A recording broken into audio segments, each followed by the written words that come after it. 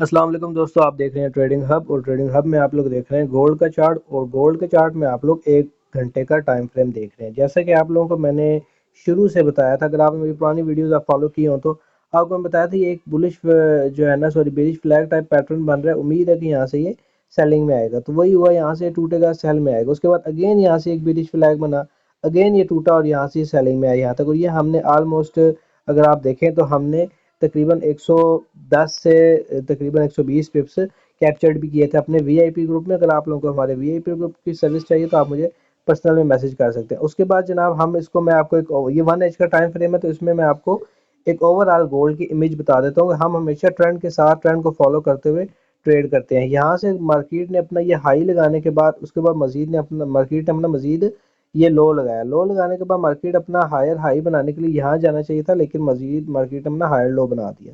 अब इसको मेंटेन करने के लिए मार्केट आई हायर लोअर लो बनाने, लोअर लो के बाद अगेन लोअर हाई। तो इस चीज़ को देखते हुए हमें ये लग रहा है कि गोल्ड ने अपना जो रिसेंटली ट्रेंड है वो चेंज कर चुकी है। गोल्ड बाय के बजाय अब गोल्ड सेलिंग ट्रेंड में आता जा रहा है और आ चुका है इस ट्रेंड के हिसाब से देखा जाए तो।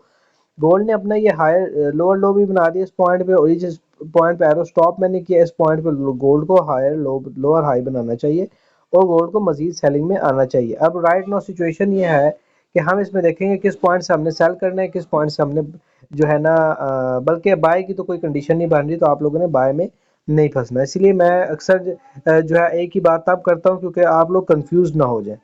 आप लोगों को कंफ्यूजन से बचाने के लिए जो है मैं जो है एक ही बात आप लोगों के लिए करता हूँ, ताकि आप लोग जो है उस चीज़ से बच सकें। अच्छा, हम आ जाते हैं जनाब 4 एच के टाइम फ्रेम में। 4 एच के टाइम फ्रेम में हम आए तो आप लोगों के लिए एक चीज़ वाज़ेह मैं आप लोगों को बता दूं कि 4 एच के टाइम फ्रेम में देखें तो भी यहाँ से जो हमारा जनाब ये गोल्ड है, ये अपना एक हाई लगाया है इसने, ठीक है। बिल्कुल टॉप के ऊपर अपना एक हाई लगाया है 2000 और 211 का इस एरिया का, ठीक है। उसके अलावा ये तो लगाया, लेकिन यहाँ पे जो क्लोजिंग हुई है ना वो इस एरिया से ऊपर क्लोज नहीं दे सका, 2205 से एरिया 5 के एरिया से ऊपर। उसके बाद गोल्ड ने अपना एक लो लगाया ए इस एरिया पे। उसके बाद हल्का सा एक लोअर हाई बनाया, हल्का सा ये उसके बाद अगेन ये हायर लोअर लो बनाया, ठीक है। अब गोल्ड को मैं एक्सपेक्ट कर रहा हूँ कि कम से कम इस एरिया तक आए, ताकि हम गोल्ड को एक अच्छी मूवमेंट में सेल कर सकें। इसके भी हम फिबोनाची टूल भी की रिट्रेसमेंट के लिहाज से इसकी पैमाइश करके भी चेक करेंगे कि क्या चीज़ होती है फिबोनाची टूल। अगर का आप लोगों को नहीं पता तो उसकी बहुत जल्दी, किसी को अगर वीडियो चाहिए तो आप डिमांड कर सकते हैं, वीडियो भी आ जाएगी ठीक है। राइट नाउ सिचुएशन ये है कि हमने गोल्ड को बाय में नहीं देखना, हमने गोल्ड को सेल में देखना है। और इसकी सेल जो है वो इतनी लॉन्ग भी हमने नहीं करनी, ठीक है। मिसाल के तौर पे एक आप लोगों को मैं छोटे टाइम फ्रेम में ले जाके चेक करा देता हूँ कि इसकी एंट्री जो है हम किस तरीके से प्लान करेंगे और किस तरीके से हम जो है ना इसको सेल करेंगे और किस तरीके से हम सेलिंग में बैठेंगे, ठीक हो गया। अच्छा, हम राइट नाउ सिचुएशन जो देख रहे हैं गोल्ड की, मैं गोल्ड को तकरीबन इस एरिया तक आता हुआ देख रहा हूँ, ठीक है। ये एक मैं जोन ड्रा कर रहा हूँ आप लोगों के सामने, इस एरिया तक गोल्ड आता है तो आप लोग सेल कर सकते हैं एक नॉर्मल पोजीशन से, जो आप नॉर्मल रिस्क मैनेजमेंट करके पोजीशन लेते हैं, यहाँ से आप सेल कर सकते हैं। जिसमें आपको जो टीपी होगा वो तकरीबन आपका जो टीपी 1 होगा वो ये वाला एरिया होगा, ठीक है, लाजमी ये वाला एरिया होगा। इसके बाद बल्कि इससे भी कम, आप 50 पिप्स का टीपी 1 रखें और टीपी 2 जो है ना 60 का रखें। टीपी 3 आप रख सकते हैं 51-52 का या फिर 40 का, 45 का या 47 का। अच्छा, इसमें जो आपका एसएल होगा, एसएल जो इसमें आपका होगा ये आपका होना चाहिए तकरीबन 60 से 65 पिप्स का, ठीक हो गया। 60 से 65 पिप का आपका एसएल होना चाहिए। ओवरऑल हमारी ये एंट्री बन सकती है। अगर आपने मजीद सेफ रहना है तो आप इस एरिया के बजाय आप इस एरिया के ब्रेक के ऊपर भी आप एंट्री ले सकते हैं, ठीक हो गया। हम अभी जो है थोड़ी देर में जो है एक टूल यूज़ करेंगे फिबोनाची टूल, उससे भी हम रिट्रेसमेंट देखेंगे कि पॉसिबल जो रिट्रेसमेंट है वो गोल्ड की क्या बन रही है। तो हम चलते हैं फिबोनाची टूल की तरफ, फिबोनाची रिट्रेसमेंट की तरफ। और ये एक जस्ट टूल है, इससे ये ज़रूरी नहीं है कि मार्केट इधर तक आए ही आए, ठीक है ना।